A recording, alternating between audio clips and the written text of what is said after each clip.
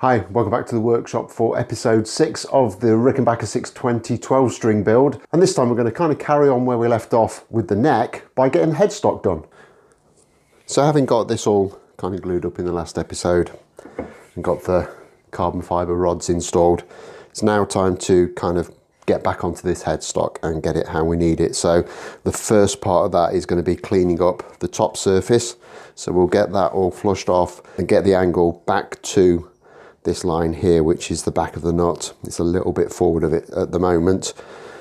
And once we've got all that cleaned off, we can then use that surface to reference our 18mm thickness for the headstock, get that trim back on the bandsaw, and then we can start to redo the work we did a few weeks ago in getting all this sorted out in terms of getting the tuners fitted and everything. But like I say, we'll start with getting the headstock cleaned up and thicknessed off. And really, on this surface, nothing more complicated than getting a number 4 hand plane on it, get it all cleaned up. You may have remembered from the last episode, I checked which way the grain was running on the central section of the headstock and then made sure that the 2 wings that I glued on, the grain was running in the same direction. So I shouldn't really have any problem at all planing this down.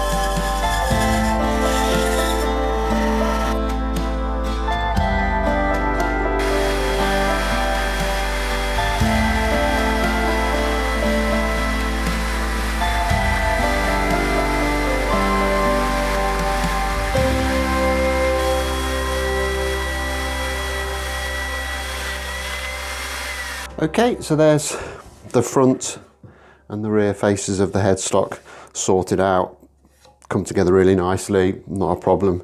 There's a tiny little bit of a glue line on this wing here, which is a little bit disappointing, but that'll be covered with a veneer, and to be honest, most of it will be cut off as well, so not a huge issue, just not ideal.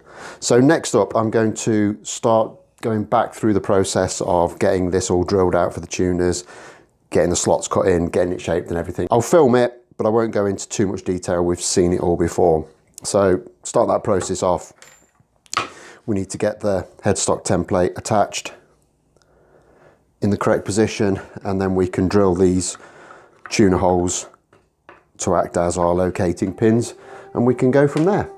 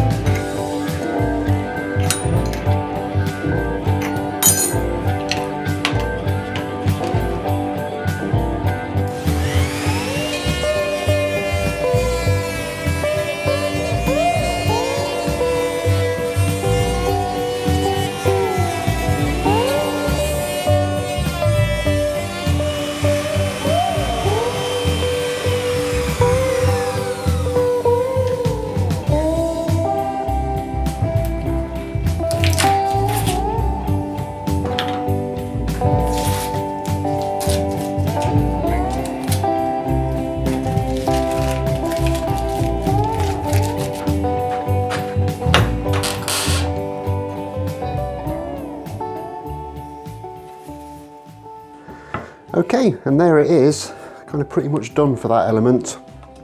It's come out very, very nice. I'm very happy with it. The routing went well, even round the end grain on the end of the headstock, which can sometimes be a bit of a point of failure.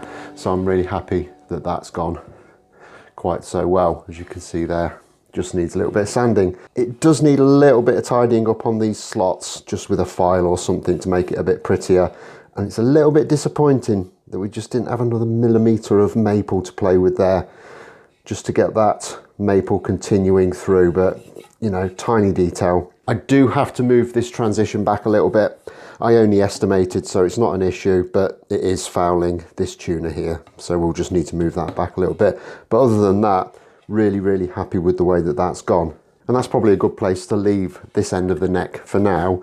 So I think next time we're going to move down the other end and we'll start getting the body wings sorted out and decide what we're going to do with the top. Now, initially I had said that I was going to veneer the top of the guitar. I'm beginning to think that's probably not a good idea, because we're going to have two joins where the body wings meet, and we're going to have all the joins in the neck blank. So there is the potential there for that veneer to move over those joins. So I'm not entirely sure that's what I want to do anymore. So my thoughts at the moment are to actually cut a little bit more material out of the neck blank and put a drop top on.